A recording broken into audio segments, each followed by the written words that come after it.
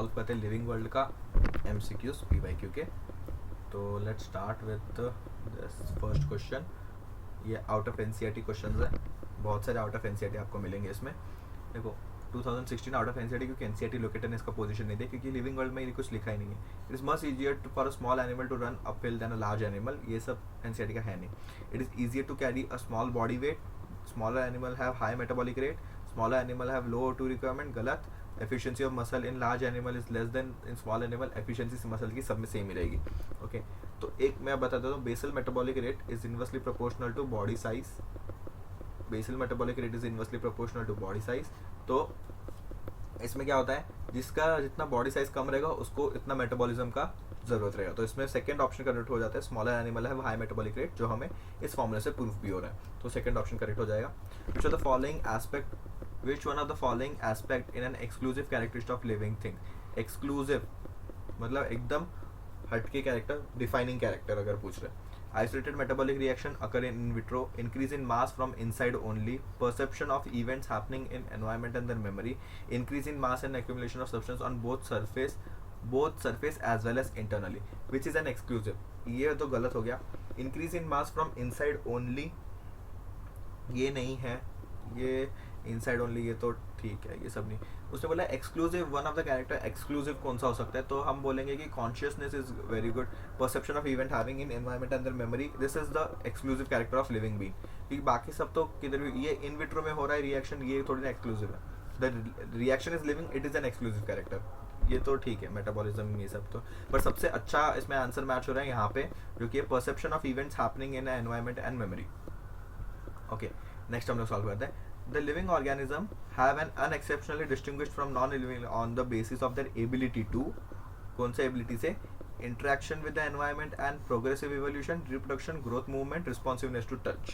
इसका आंसर आ जाएगा first option, क्योंकि देखो interaction with environment and progressive evolution it is the characteristic of living. Reproduction तो हमने देखा है कि इसके एक्सेप्शन है स्टेराइल वर्कर बीज, म्यूल्स और वर्कर बीज, म्यूल्स और स्टेराइल ह्यूमन कपल्स, ये तीन एग्जांपल एनसीईआरटी में दिए। ग्रोथ मूवमेंट ये तो ठीक है, growth so non living mountains boulders भी दिखाते हैं। रिस्पॉन्सिवनेस टच तो प्लांट्स, रिस्पॉन्सिवनेस टच हो सकता है, बट इन्वायरमेंट को इंटरेक्शन करना इसमें आ ही गया रिस्पॉन्सिवनेस टच, पर इसमें और एक एडिशनल पॉइंट है प्रोग्रेसिव एवोल्यूशन, तो इसलिए करेक्ट मतलब मोस्ट अप्रोप्रिएट आंसर फर्स्ट हो जाता है। Biological classification starts at cellular, organismic, atomic and submicroscopic. It starts at submicroscopic molecular level. Okay. The most important feature of the living system is, most important feature of the living organism is, पहला option है, they utilize oxygen to generate energy, replicate the genetic information, produce gamete, utilize solar energy for the metabolic activation। इसमें सबसे important क्या हो जाएगा, they replicate the genetic material। ये बहुत important feature है of living, for most living, क्योंकि genetic replication ही नहीं होगा तो कैसे होगा। ऑक्सीजन तो सबको चाहिए रहता है, ऐसा प्रोड्यूस तो गैमेट कोई भी कर सकता है, ये सेक्सुअल कोई भी गैमेट प्रोड्यूस कर सकता है, but main is replicate the genetic material. अगर हम लोग सोलर एनर्जी मेटाबॉलिक एक्टिविटीज के लिए, तो ये तो सिर्फ प्लांट्स का ही आएगा, तो हम लोग कहाँ जाएंगे, एनिमल्स को भी तो कंसिडर करना है। The book genera plantarum was written by Bessey Hutchinson, ये सब कुछ नहीं, it was written by Bentham Hooker, बाकी सब साइंटिस्ट के तो नाम भी नहीं सुने रहेंगे आपने। Homeostasis is an organism's tendency to change with change in environment, नहीं, टेंडेंसी टू रेजिस्ट डिस्टर्बेंस और regulatory cycle, plants and animal extract fusion, homeopathy, ये सब गलत है। Disturbance in resistance to change is the best option, क्योंकि the tendency of homeostasis क्या होता है, मतलब बाहर का एनवायरमेंट कुछ भी हो, बाहर भले ही -36 डिग्री हो जाए, -5 डिग्री हो जाए, तो हमारे बॉडी का टेम्परेचर 37 का 37 रहेगा, क्योंकि हमारे अंदर होम्योस्टेसिस की कैपेबिलिटी है। होम्योस्टेसिस इज द, मतलब इसका डेफिनेशन क्या है कि to maintain a constant temperature of the body is homeostasis. सिर्फ होम्योस्टेसिस में टेम्परेचर नहीं आता है, सब अपना खुद बॉडी रेगुलेट कर सकता है बाहर के एनवायरनमेंट के irrespective. Okay, static concept of species was put forward bye, ये बहुत पुराना क्वेश्चन है, एनसीईआरटी में इसका है नहीं, it was put forward bye Carlos Linnaeus. Okay, in taxonomic group which hierarchy is arrangement is ascending order is correct for in case of animals।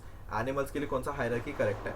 Animals आ गया तो हम लोग देख सकते हैं किंगडम, किंगडम के बाद ऑर्डर नहीं क्लास नहीं, फोर्थ ही लग रहा है kingdom, phylum, class, order, family, genus Shimla. ये किधर से आ गया, मैं आपको ट्रिक बताता हूँ। किंगडम, फिर फाइलम या डिवीजन ले लो, फिर class, order, family, genus, species, ये 7 ऑब्लिगेट कैटेगरीज है.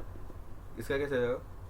निम्नलिखित के कर, दे, कार, ऑर्डर, फैमिली, घूमेगी, शिमला. तो जो मैंने शिमला लास्ट में बोला वो मेरे निमोनिक से आ गया था गलती से. तो मैं कभी भी ऐसे क्वेश्चंस देखता होता हूँ तो मैं अपना निमोनिक अपने मन में रखूंगा. देखिए, कर, दे, कार, ऑर्डर, फैमिली, घूमेगी, Shimla. Fourth option is correct. बाकी सब में उल्टा सुल्टा है. ओके.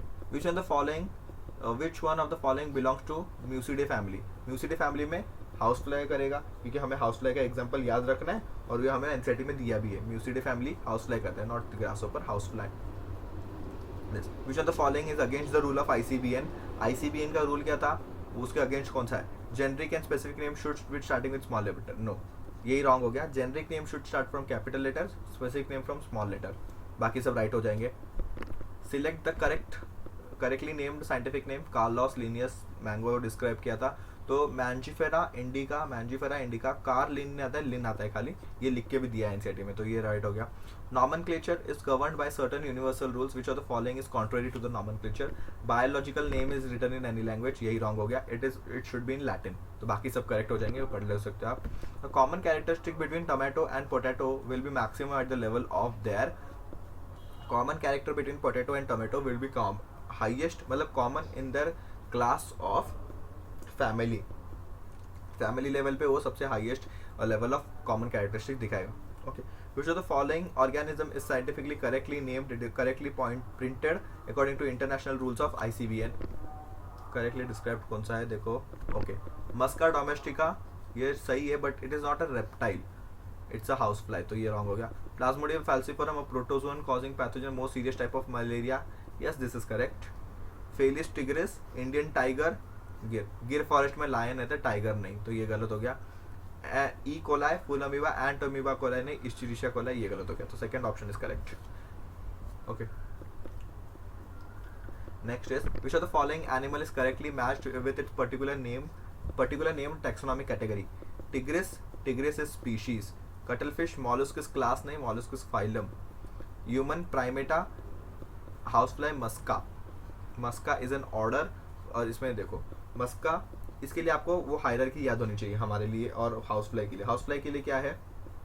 हाउस फ्लाई के लिए है एनिमेलिया, सबसे पहले तो एनिमेलिया, फिर आता है उसके बाद फाइलम आएगा. फाइलम कौन सा है इसका? अर्थ्रोपोडा. फिर क्लास कौन सा है? इंसेक्टा. फिर ऑर्डर इज डिप्टेरा. फिर म्यूसिडे एंड मस्का डोमेस्टिका. तो हाउस फ्लाई का ऑर्डर क्या है? फाइलम, कर, दे, कार, ऑर्डर इज डिप्टीरिया, तो ये रॉन्ग हो गया. हमारे लिए फैमिली क्या है? हमारे लिए फैमिली है होमोनिडी. हमारे लिए फैमिली इज प्राइमेटा. ओके. तो प्राइमेटा वाला आ जाएगा 16th का आ जाएगा. प्राइमेटा द फैमिली दिया ना हमें, तो प्राइमेटा फैमिली नहीं है हमारे लिए, गलत है ये.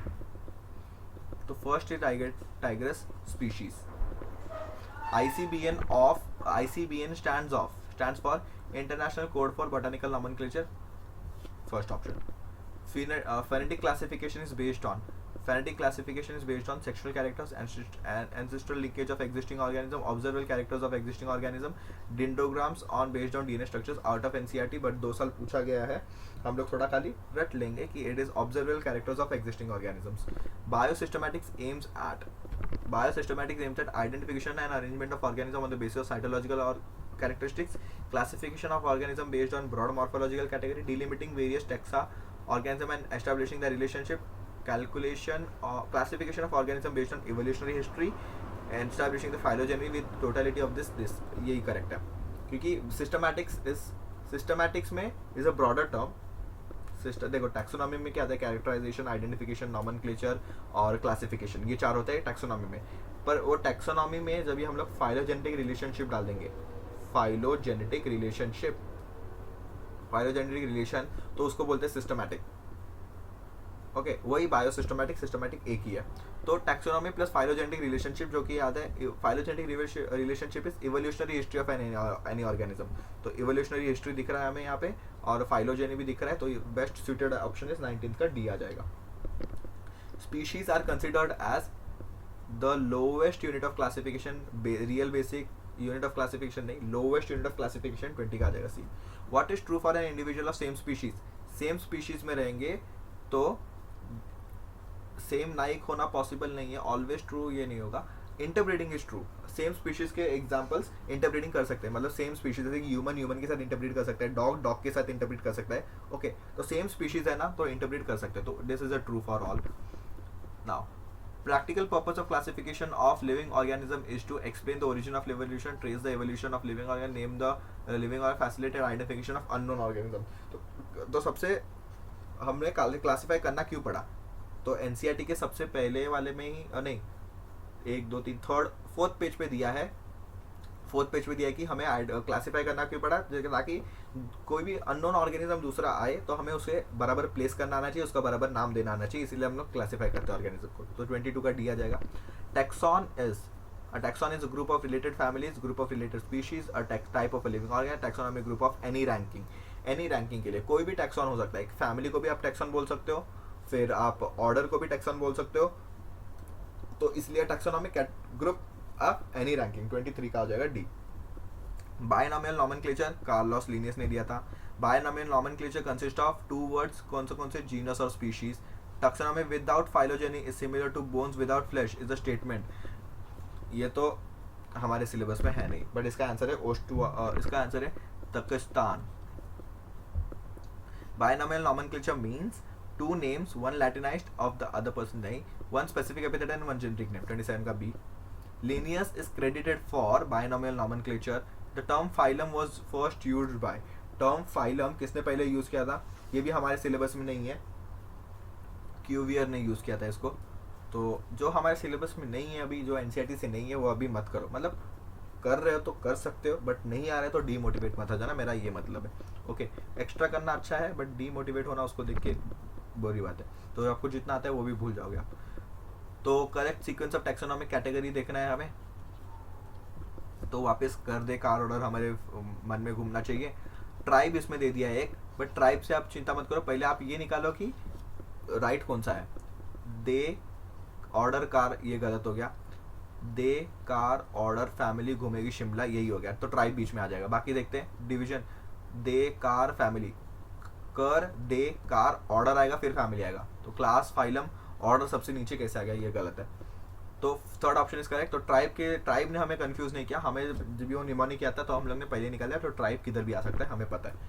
Okay important criterion for modern taxonomy is resemblance on morphology, anatomical physiological नहीं, ब्रीडिंग हैबिट्स नहीं, प्रेजेंस और एब्सेंस ऑफ नोटोकॉर्ड. अभी के लिए जो हमारा है वो होता है anatomical and morphological, anatomical and physiological trick, और उसका और डीप में जाएगा तो साइटोलॉजिकल भी हो सकता है. Linnaeus evolved a system of nomenclature called as binomial. Basic unit or smallest unit of taxonomic category is species. Okay, basic unit is species. Next is the term new systematics was introduced by. Julian Huxley. A contrasting characteristic generally in pair used for identification of animals in taxa is referred to as contrasting pair of. It is called lead. नहीं, each statement is called lead. Each statement को lead बोलते हैं, but इसका answer होना चाहिए couplet. Yes couplet is the answer, क्योंकि contrasting pair of characters दोनों को मिला के कपलेट बोलते हैं. एक स्टेटमेंट को इसको लीड 1 लीड 2 ऐसा बोलेंगे. तो हमें पूछा है कॉन्ट्रास्टिंग पैर ऑफ कैरेक्टर्स पूछा है, तो अगर स्टेटमेंट ऑफ अ कपलेट बोला जाता तो लीड आ सकता था. अभी क्या आएगा, हर्बेरियम की म्यूजियम कैटलॉग. देखते हैं कैसे मैच करेंगे हम लोग इसको. हर्बेरियम पढ़ लेते हैं. It is a place where collection of preserve plants and animal. A list enumerates methodically all species found in an area. फिर ब्रीफ एंड दिस, ये हो जाएगा catalogue. A place of dried pressed plant specimen mounted on sheet, ये हो जाएगा herbarium. A booklet containing list of characters and their alternatives which are helpful in identification of various taxa. Okay तो क्या आ जाएगा, museum आ जाएगा ये, तो की आ जाएगा booklet containing list of characters alternates which the helpful in identifying taxa, ये आ जाएगा की। तो हमारा आंसर की हिसाब से कौन सा मैच हो रहा है, ए का आना चाहिए 3, ए का आ गया 3, बी का आएगा 4, तो ऑप्शन नंबर 3 36 का C. Okay, the statement which one of the following is not correct, not correct कौन सा है, biological garden have collection of living tissue living plants for reference, ठीक है। Museum have collection of photographs plants and animals, key is a taxonomic aid for identification of species, ये correct है। Herbarium house dried pressed and plant specimen, ये भी correct है। तो इसमें से सबसे रॉन्ग होना चाहिए ये कि म्यूजियम में एनिमल्स का फोटोग्राफ नहीं होता, हो सकता है बट मेन म्यूजियम में क्या होना चाहिए, एनिमल्स का स्केलेटन, उसका मतलब मैमल्स और बर्ड्स को स्टफ करके ये सब जो एनसीईआरटी में वो सब होना चाहिए। म्यूजियम में फोटोग्राफ प्लांट्स ऑफ एनिमल ये होगा तो फायदा क्या है, तो फोटोग्राफ तो आप गूगल पे देख लोगे, म्यूजियम क्यों जाओगे। तो ये हो गया प्लांट लिविंग वर्ल्ड का अपना, इतना ही क्वेश्चन है, ज़्यादा पूछे नहीं आते।